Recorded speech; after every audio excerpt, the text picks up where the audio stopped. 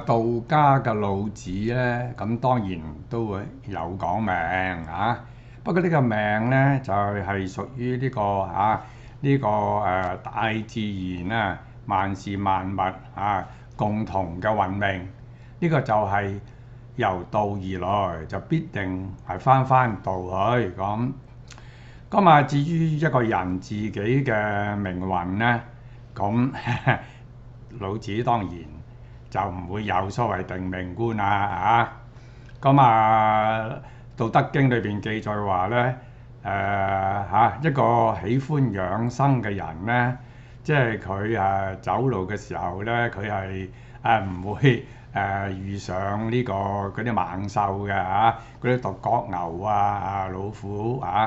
佢入到去戰陣嘅時候咧，佢又唔會係遇上嗰啲士兵嘅因為咧佢係識得去閃避有危險嘅地方，你去嚟做乜鬼咁你避咗佢就得啦咁。所以咧就嗰啲獨角牛嘅角猛虎嘅利爪士兵嘅刀劍咧，都唔會加害到佢